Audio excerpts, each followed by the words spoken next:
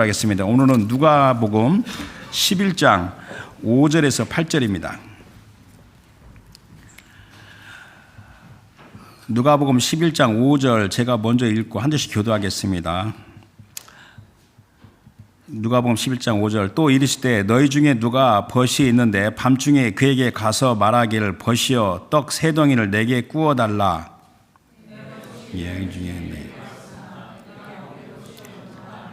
그가 안에서 대답하이르되 나를 괴롭게 하지 말라. 문이 이미 닫혔고 아이들이 나와 함께 침실에 누웠으니 일어나 내게 줄 수가 없노라 하겠느냐. 이 말하노니 비록 벗 때문에 인하여 그 간청을 인하여 일어나 그 요구대로 주의라. 우리 요절이 8절인데 8절 다시 한번 읽겠습니다. 시작. 내가 너에게 말하노니 비록 벗됨으로 인하여서는 일어나서 주지 아니할지라도 그 간청을 인하여 일어나 그 요구대로 주리라. 아멘. 자리에 앉으시기 바랍니다. 오늘은 2026년 둘째 주일입니다. 지난주가 첫째 주일이죠. 지난주 메시지가 죽기 살기 정신으로 그랬고 본문은 한 절이었습니다. 오늘 누가복음 본문이 11장인데 지난주 본문은 누가복음 9장이에요. 9장 62절에 예수께서 이르시되 손에 쟁기를 잡고 뒤를 돌아보는 자는 하나님 나라에 합당하지 아니하리라 하시니라. 그래서 지난주 메시지와 함께 오늘 메시지를 또 같이 포함해서 우리가 새롭게 달려가는 우리의 믿음의 여정 모습을 우리가 규정합니다. 그리스도인의 신앙과 삶에서 중요한 토도가 되는 믿음의 자세인데 오늘의 그 내용이 오늘 제목이 뭐죠? 성도의 적극성. 그래서 적극성 파지티비티. 그래서 오늘 그 그리스도의 중요한 토대가 되는 것이 적극성입니다. 그래서 죽기 살기의 정신과 오늘 말하는 적극성 이것을 합해서 같은 맥락입니다. 우리가 앞으로 달려가는 우리 믿음의 모습을 규정합니다. 저는 항상 그 시간 날 때 이제 이런저런 생각을 많이 하는데 푸른 행성 지구가 얼마나 아름다운지. 그럼 너 지구 봤어? 그러면요. 우리가 얼마든지 동영상 많이 있습니다. 우주인들이 밖에서 지구를 바라보는 모습은 진짜 파란 지구 아름답습니다. 지극히 광대하며 칠흑같이 어둡고 황량한 우주 공간에 그렇게도 아름다운 장소가 있다니 이것은 우리가 이제 과학적 용어로 특이점입니다. 영어로 이상한 특이점, peculiarity, 그 peculiar라고 말합니다. 지구는 특이하게 아름답지만 또한 그 지구에는 사망과 음부의 권세가 활동하는 위험하고 고통스러운 상황입니다. 아마도 이 지구에 사는 사람들은 하나님이 정하신 이 시대의 마지막 때로 갈수록 미혹과 도전과 어려움의 강도가 증가할 것입니다. 그러나 제가 지난주 얘기했지만 한편으로는 얼마든지 기회가 됩니다. 그래서 어렵고 위험한 상황인데도 또 성도들에게 기회가 되는 상황에 성도들의 가장 중요한 덕목 중 하나가 적극성, 파지티비티입니다. 우리가 적극성 그러면 적극적 사고방식 들어봤죠. Positive thinking. 이것은 동기부여라는 주제로 잘 알려져 있습니다. 여러분들 여기 미국이나 캐나다나 한국도 말할 것도 없고 큰 주요한 기업의 HR 주도로 직원들 교육할 때 이 적극적 사고방식이 굉장히 중요합니다. 급변하는 환경에서 수동적이 아니라 도전과 문제를 미리 예상하고 그럴 때 미리 준비하고 또 혁신을 이루는 적극적 정신은 기업의 생명과 성장이라고 말합니다. 세상의 일도 그러한데 하물며 이 마지막 때를 살아가는 하나님의 백성들의 경우에는 이 적극적인 사고방식은 더욱 중요합니다. 그럼에도 불구하고 이 성도들의 적극성은 달라요. 차원이 달라요. 훨씬 더 중요합니다. 훨씬 더 중요하기 때문에 놓치기가 쉽습니다. 그 다음에 훨씬 더 큰 효력이 있습니다. 그것은 만물을 주관하신 주 하나님으로 말미암은 이슈예요. 우리 하나님께서 항상 우리에게 주신 메시지는 두려워하지 말라. 믿음으로 나아가라. 이게 항상 메시지가 처음부터 끝까지 있는 겁니다. 성도들의 적극성을 다루는 그 내용은 의외로 굉장히 방대합니다. 성경 처음부터 끝까지 어마어마한 양이 많죠. 그러나 오늘 유학적으로 세 가지 요소를 간단히 생각하면, 첫 번째, 주 하나님의 부성, fatherhood를 생각하고, 두 번째는 이제 기도에 대해서 이야기할 거고, 세 번째는 성도의 대적 원수 사탄 마귀에 대해서 언급할 것입니다. 여러분들, 우리가 주기도문, 주님께서 가르쳐 준 기도는 우리가 굉장히 중요한데, 이게 성경에 두 군데 나와요. 마태복음 6장과 누가복음 11장에 주기도문이 나옵니다. 마태복음 6장 9절에서 13절까지 나오는 주기도문은 우리 예수님의 그 사역의 전반부, 유대 지역에서 산상수훈을 주실 때 하신 말씀입니다.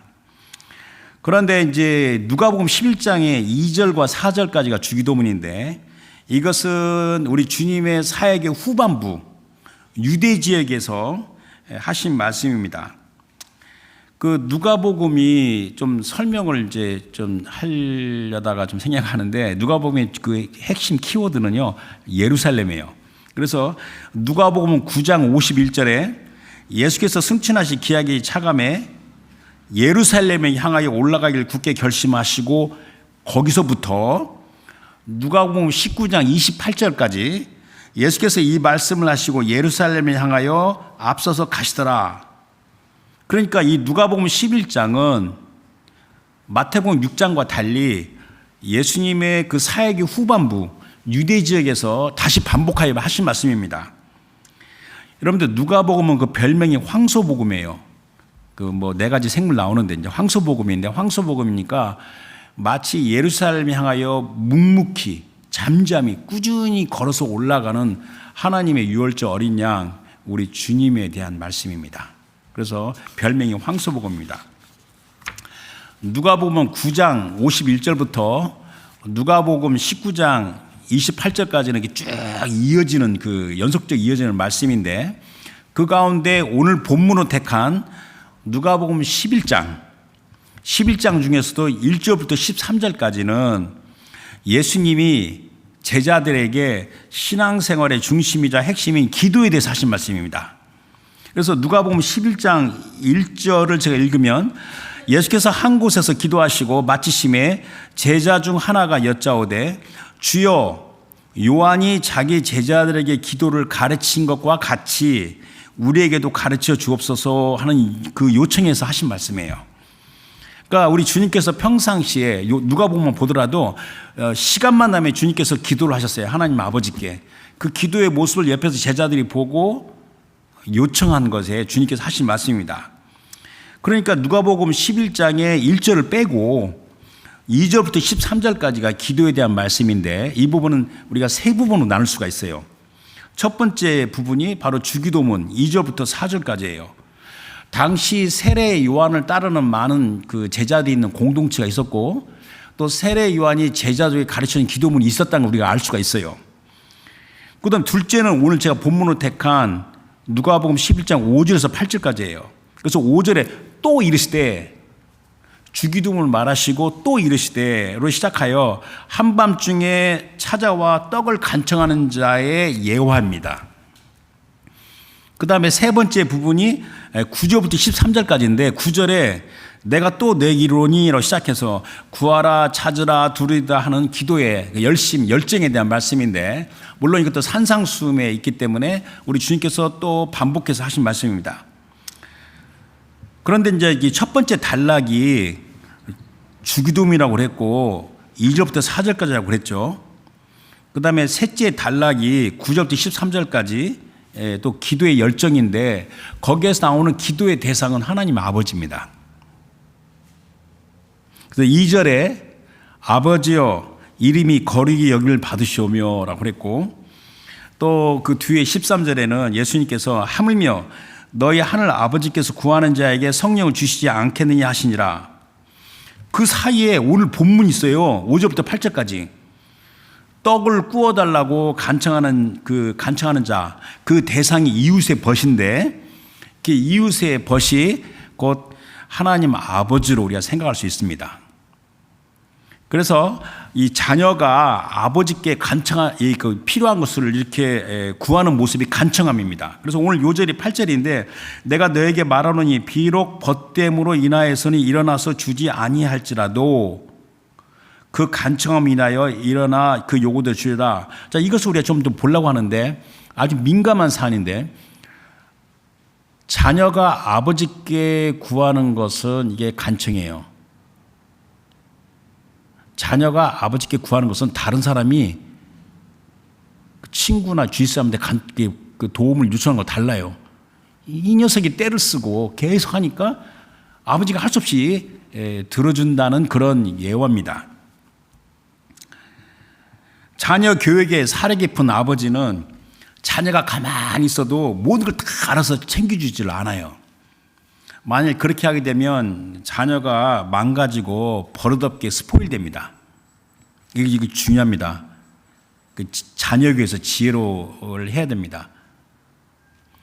또 지혜로운 자녀는 아버지의 뜻을 헤아려 간청합니다.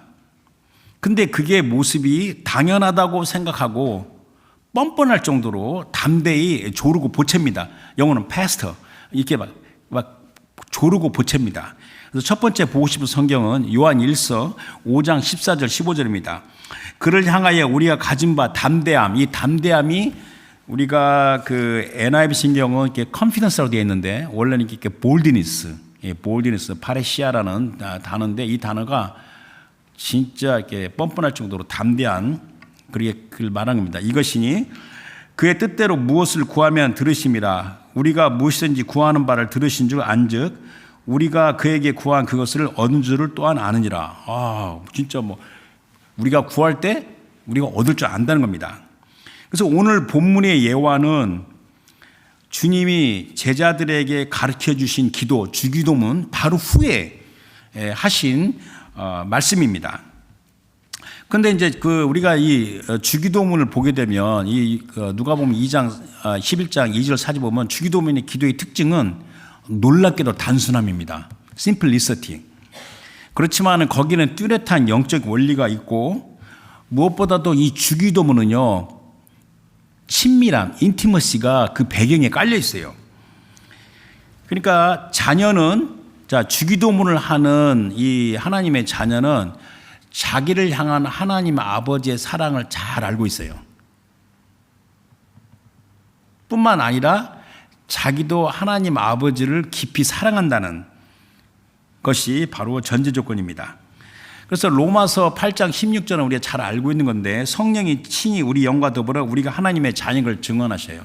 그러니까 여러분들 우리 안에 성령께서 너가 하나님의 자녀다 이렇게 증언하시는 세상이 그걸 알지 못해요. 하나님의 사랑을. 또 갈라디아서 4장 6절에 너희가 아들임으로 하나님의 그 아들의 영, 성령이죠. 우리 마음 가운데 보내사 아버지라 부르게 하셨느니라.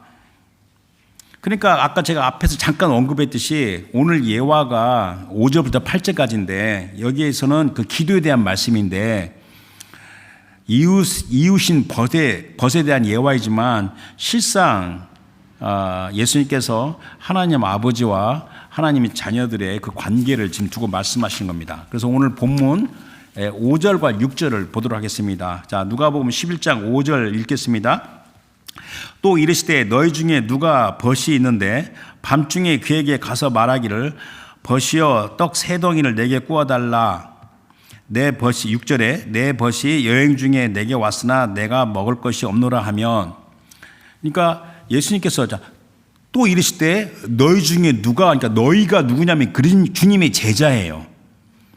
그러니까 성도를 가리키는 겁니다. 그러니까 여행 중에 있는 그의 친구가 밤중에 찾아왔어요. 근데 그 친구는 몹시 시장한 상태인데 또 친구에게 먹일 양식이 없어서 이웃의 벗에게 떡 세 덩이를 빌리러 왔어요. 그런데 지금 여기서 우리가 이제 주목한 거냐면 아무리 이웃의 벗이라 할지라도 밤에 이미 문을 닫고 자고 있는 상황에 가서 문을 두드리며 떡을 구워달라고 말할 수 있을까? 이것은 상식과 예의에 벗어나도 한참 벗어난 행위입니다. 여행 중에 차가 찾아온 친구도 그 상황을 이해를 할 거 아니에요. 충분히 이해하고 배고프지만 좀 자고 내일 아침에 보자 이렇게 잘 수 있을 거라고 생각할 수 있습니다.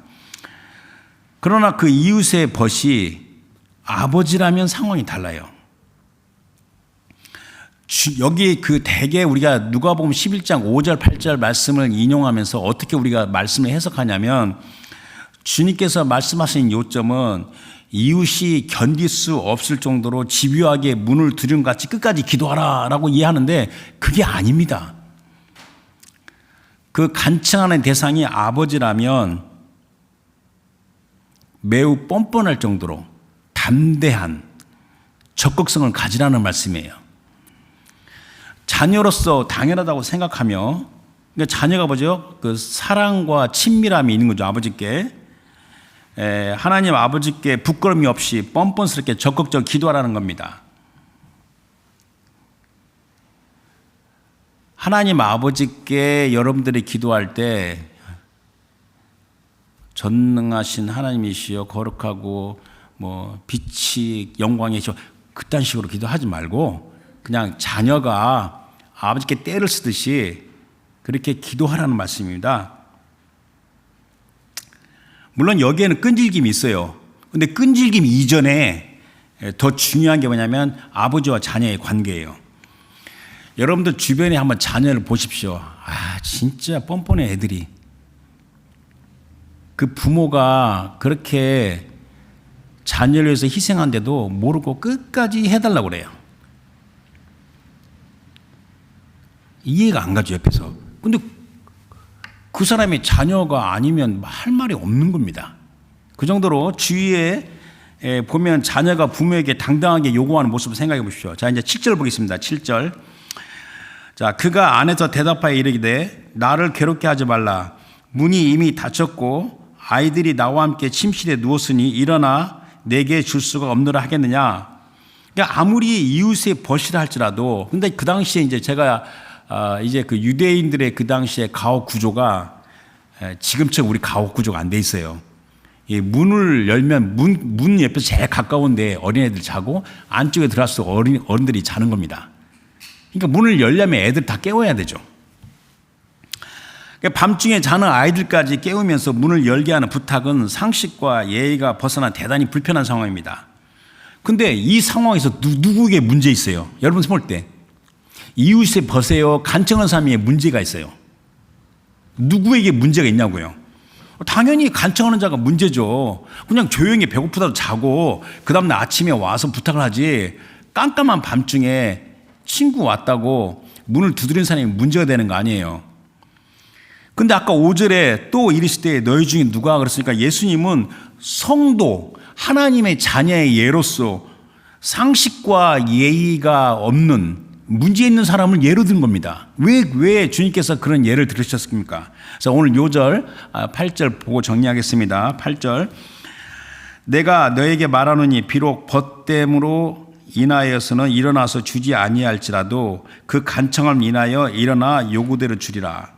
자, 그러니까 그 간청함으로 인하여 일어나 요구대로 주리라. 그래서 이 간청함이 이게 이제 그 원어 뜻이 persistent라고 번역했는데 그 원래 이제 헬라에서 이 단어가 쓰여지는 것이 이게 뻔뻔한 겁니다. shamelessness. 뻔뻔한 거고, 그 다음에 신약 성경에 헬라어 중에서 유일하게 단어가 이 하나만 나와요. 여기 한 번만 나와요. 그래서 이 단어를 연구한 사람이 이 단어가 그 전에 옛날에 어떻게 사용됐나라고 연구해 볼 때 shamelessness, 뻔뻔할 때 쓰는 단어입니다. 그래서 이 persistent한 단어는 100% 번역된 단어가 아닙니다. 그래서 이제 우리가 메이저 영어 그 트랜슬레이션을 보게 되면 우리 NIV 성경 많이 보죠. 거기는 boldness, 담대함으로 번역했어요. 그리고 아메리칸 스탠다드나 킹제임스나 리바이스 선다에서는 persistence, 끈질김으로 번역했어요. 그런데 이제 잉글리시 스탠다드 버전은 impudence, 그러니까 뻔뻔스러운, 모렴치, 건방진, 무례함으로 그렇게 단어를 썼어요. 그러니까 아무래도 잉글리시 스탠다드 버전이 좀 더 원어를 연구를 한 것 같아요. 그러나 어떤 단어도 이 단어를 정확하게 번역하기가 어렵습니다. 동방의 그 체면 문화인데, 그래서 이제 우리 여기 이 근처에 있는 어떤 그 신학 성경 그 학자가 영어로 이제 여기 이제 그 캐나다 대학 교수니까 avoidance, shamelessness. 그러니까 뻔뻔한 것을 무시하고 또 동시에 avoidance of shame, 부끄러움을 당하는 것을 피하고, 이 두 개입니다. 그게 무슨 말이냐면 동방의 체면 문화인데, 동방의 체면 문화, 이 사람은 서양 사람이니까 동방의 체면 문화에서 뻔뻔하고 당돌한 사람이 요구할 때 아무리 불편하더라도 자기 체면 때문에 들어준다는 겁니다. 그러면 이 말이 좀 됩니까? 우리 한국도 유교 문화에 그 체면 문화가 있잖아요. 체면 문화에서 막무가게 하는 사람이 이깁니까? 목소리 큰 사람이 이기는 겁니까? 그건 아니죠. 예를 들면 여기서 말하는 우리 주님은 물론 동방 문화죠. 하나님의 자녀가 하나님께 아뢰는 기도의 모습으로 간청함을 말씀하셨어요. 그래서 우리가 간청함인데 개역성경은 강청함으로 또 써 있어요. 그런데 아까 NIV 성경 boldness 또 persistent, impudence 이렇게 종합해서 보면 이렇게 전체 그 단어 뜻을 볼 수가 있는데, 설교자는 이 간청함, boldness, persistent, impudence를 다 합해가지고 이것을 주 하나님을 향한 적극성, positivity라고 이렇게 말하고 싶습니다. 그래서 제목을 적극성으로 제가 지은 겁니다. 그런데 세상에서 인식하는 적극성과 달라요. 세상의 그 수평적인 관점 보면 왜 저래? 저 녀석 왜 이래? 이렇게 뻔뻔해? 그렇게 말할 수 있어요. 부끄러움을 모르고 당돌하고 뻔뻔한 적극성으로만 여길 수도 있어요. 그러나 수직적으로 주 하나님을 향한 하나님의 자녀는 달리 여겨지는 겁니다. 누가복음 11장이 오늘 본문인데 누가복음 18장에 가보면 이 계속 이어지는 설교라고 그랬잖아요. 18장에 가보면 하나님을 두려워하지 않고 사람을 무시하는 이 불의한 재판장을 괴롭게 하는 그 간청하는 과부의 믿음에 대해서 하신 말씀이에요. 그러면서 누가복음 18장 8절에 예수님께서 말씀하시기를 내가 너에게 이르노니 속히 그 원한을 풀어주시리라. 그러나 인자가 올 때 세상에서 믿음을 보겠느냐 하시니라 하고 말씀하셨습니다. 그러니까 성도의 적극성은 하나님 아버지를 향한 적극성입니다. 성도의 적극성은 하나님 아버지를 향한 어린애와 같은 믿음입니다.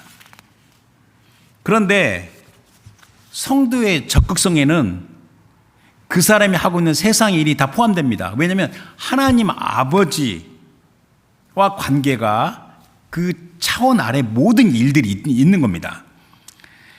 그래서 성도의 그 간청함은 어떤 상황에서도 무슨 일이라도 하나님 아버지를 향한 것인데, 이 세상의 눈에 보게 되면 부끄러움을 모르는 뻔뻔스러움, shameless, 뻔뻔하고 담대한 적극성이에요. 그런데 여기서 우리가 주의할 게 뭐냐면 성도의 적극성, 그러니까 옛날에 제 제자 중에 그런 사람이 있었는데 자기의 욕심대로 하나님께 간구하는 겁니다. 하나님, 제 이게 필요합니다. 멋있는 자동차가 필요한 걸 걔가 이제 그랬는데 이거 필요합니다 하고 막 이야기합니다. 근데 결국 얻었어요, 그 자동차를. 근데 하여튼 anyway 그 자기의 그 어리석고 미련하고 근시안적인 욕심과 탐욕이 아니에요. 하나님 아버지의 뜻을 알기에 그러한 간청함, 부끄럼 없이 뻔뻔할 정도로 담대한 적극성을 갖는 겁니다. 주여, 주의 말씀에 이렇게 하셨고 나를 향한 뜻이 이거고 주께서 지금까지 나를 이런 일을 하도록 하셨는데 왜 나를 이 모양으로 내버려 두십니까? 라고 그렇게 기도하는 겁니다. 간구하는 겁니다. 따라서 하나님의 진리의 말씀에 무지하면 그러한 적극성을 가질 수가 없어요. 그래서 이 성도의 적극성 관련해서 세 가지 요소를 간략적으로 이제 말하고자 합니다.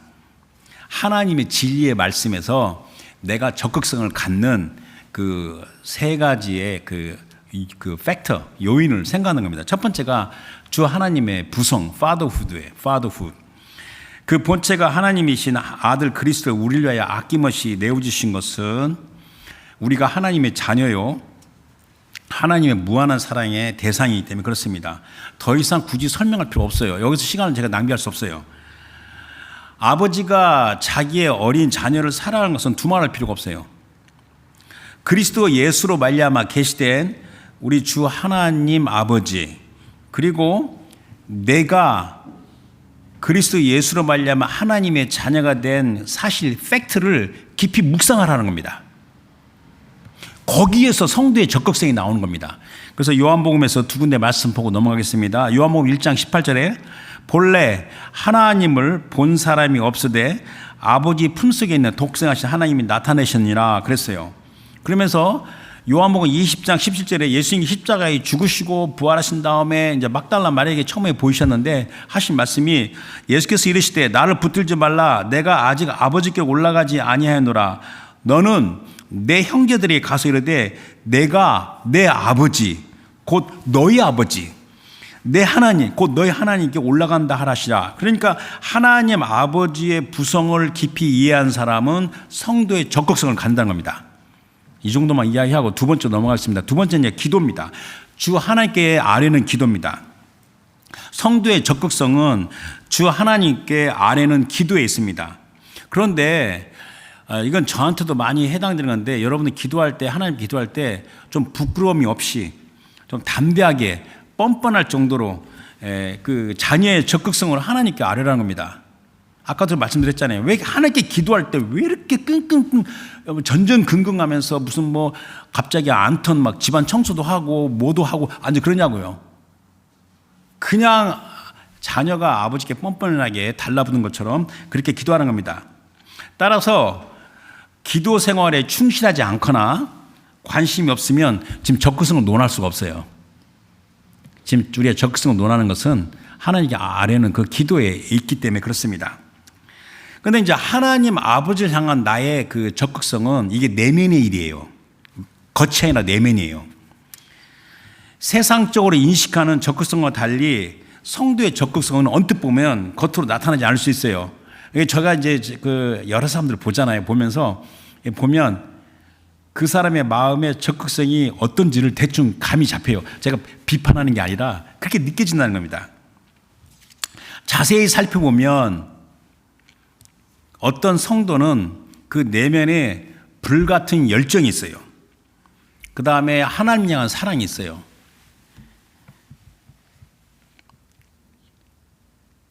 어떤 성도를 보면요, 이제 제가 그 누군지를 말할 수 없어요. 우리 교인이 아니에요. 참 주님을 깊이 사랑해요. 그래서 물어봅니다. 말을 안 해요. 근데 대화를 해서 유도합니다. 그럼 나중에 이제 좀 마음을 열고 말합니다. 제가 예수님을 얼마나 사랑하는지, 나 같은 사람을 이렇게 구해주시고 했다는, 너무너무 주님 사랑하는데 그 사랑하는 마음이 막 물씬 느껴집니다. 그 내면의 일이에요.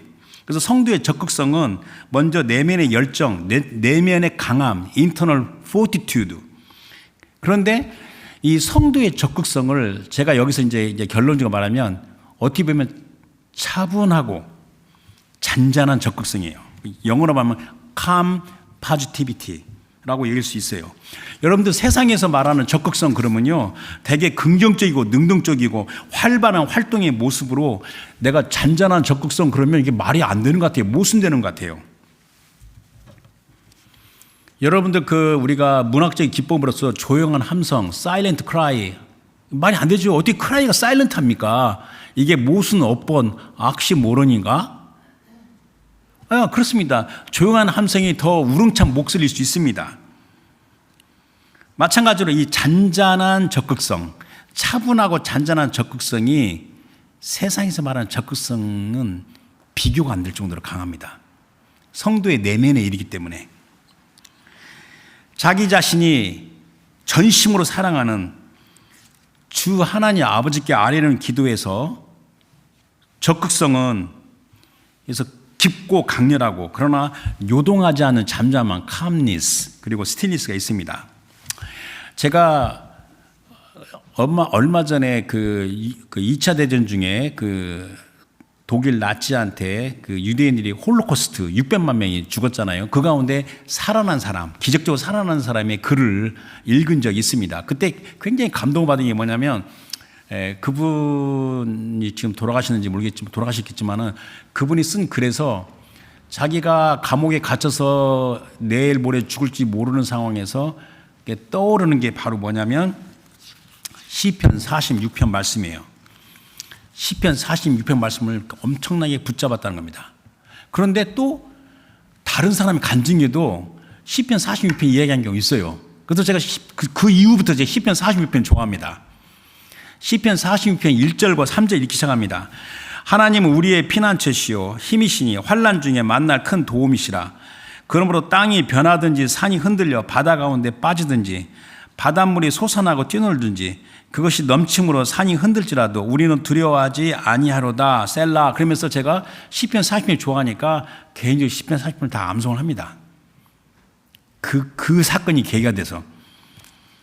그런데 이제 시편 40편 이렇게 묵상하게 보면 말로 온전히 설명이 안 되는 성도의 적극성, 차분하고 잔잔한 적극성을 느낄 수가 있어요. 어느 정도 느낄 수 있어요. 그러면서 시편 46편의 끝부분에 우리 주님께서 성령의 은혜로 하신 말씀은 바로 뭐냐면 차분하고 잔잔한 적극성을 더 느끼게 하는 겁니다. 그래서 시편 46편 10절에서 11절 이게 마지막 두 절입니다. 시편 46편에 시편 46편 10절에 이르시기를 우리 주 여호와께서 이르시기를 너희는 가만히 있어 내가 하나님 됨을 알지어다. Be still and know that I'm God. 내가 문나라 중에서 높임을 받으리라. 내가 세계 중에서 높임을 받으리라. 11절에 만군의 여호와께서 우리와 함께 하시니 야곱의 하나님은 우리의 피난처시로다. 그러니까 성도의 적극성은 내면에 있는 강한 사랑과 열정이고 그게 때로는 차분하고 잔잔한 적극성으로 느껴지는데 세상에서 말하는 적극성이 게임이 안 될 정도로 더 강하다는 겁니다. 그러면서 요한복음 16장 22절 24절은 우리 주님께서 십자가 고난을 받기 직전에 다락방 강화에서 한 그 끝부분의 마지막 말씀이에요. 16장 22절에 지금은 너희가 근심하나 내가 다시 너희를 보리니 너희 마음이 기쁠 것이요. 기쁘면 단어가 몇 번 나오는지 한번 보십시오. 기쁠 것이요. 너희 기쁨을 빼앗을 자가 없으리라. 그날에는 너희가 아무것도 내게 묻지 아니하리라. 내가 진실로 너희 이르노니 너희가 무엇이든지 아버지께 구하는 것을 내 이름으로 주시리라. 지금까지는 너희가 내 이름으로 아무것도 구하지 아니하였으나 구하라. 그리하면 받으리니 너희 기쁨이 충만하리라. 성도의 적극성은 하나님 아버지께 드리는 기도에 있다는 겁니다. 그 다음에 이제 세 번째, 성도의 적극성에 관련된 세 번째 요소는 바로 원수, 사탄 마귀를 대적하는 겁니다. 성도의 적극성은 반사적으로 이 시대의 신, the small god, God of this age가 악하게, 사악하게 활동하는 것을 우리가 대적하는 게 있어요. 그래서 우리가 이 누가복음 11장 4절 주기도문에 우리를 시험에 들게 하지 마옵소서 하라 그랬잖아요. 그러니까 lead us not into temptation 그랬는데 NIV가 근데 킹 제임스는 뭐라고 되어 있냐면 do not lead us into temptation but deliver us from the evil one. 그러니까 아마 킹 제임스는 다른 헬라어 사본을 이용했는지 여기 마태복음 6장과 똑같이 그 악에서 구하옵소서 이렇게 해놓은 겁니다. 근데 여기에서 시험이라는 것은 뭐냐면 템테이션은 시험하는 자 템터에서 오는 겁니다. 그 단어가 똑같은 단어가 마태복음 4장 3절에 사탄이 예수님을 시험할 때 뭐라고 기록됐냐면 시험하는 자 the tempter 시험하는 자가 예수께 나와 이르되 내가 만일 하나님의 아들이거든 명하여 이 돌들을 떡덩이 되게 하라 그랬어요. 그래서 마태복음 6장 13절 주기도문에서는 우리를 시험에 들게 하지 마시옵고 다만 악에서 구하옵소서. 그런데 deliver us from the evil one. 이 악이 the evil one, 사탄을 가리키는 겁니다. 그리고 또 오늘 그 누가복음의 11장의 9절 13절에 그 셋째 단락이라고 했죠. 거기에 구하고 찾으며 두드리라는 말씀에서도 11절에 생선 대신에 뱀을 주며 왜 옛날에 성경 볼 때 왜 뱀을 말씀하시는가? 생선 대신에 멸치를 주며 그러면 이해되는데 멸치만 주면 왜 뱀이 왜 나오냐고요. 그리고 12절에 알을 달라는데 정가를 주며, 왜 알을 달을 때 메추라기 알이라고 말하면 될 텐데 왜 또 전가를 주겠느냐 말하느냐? 그래서 13절에 너희가 악할지라도, 왜 악하라고 말하지? 너희가 악할지라도 좋은 것을 자시해 줄 줄 알거든. 그러니까 원수 사탄 마귀와 정반대되는, 완전히 반대되는 하나님 아버지십니다. 여러분들, 이 세상에는 사탄의 자식들이 있는데, 마귀의 자식들이 있어요. 근데 걔네들은 굉장히 집요하고 담대하며 적극적으로 활동하고 있습니다. 여러분들, 지금 세상을 살다 보면요, 이 마귀의 이 자식들은요, 깨끗한 양복 입고 아주 핸섬하게 생기고 아주 명문대 학위도 갖고 있고 세상의 정치와 심지어 종교까지도 주물리는 자들이 많아요. 우리가 모릅니다. 이 월드 시스템, 세상의 시스템 가운데 이 구조적인 악이 얼마나 탐욕스럽고 얼마나 당돌하고 얼마나 뻔뻔하고 인정머리가 하나도 없고, 그 악이 이 세상에 있는 거예요. 그 사탄의 자식들이에요. 마귀의 자식들이에요.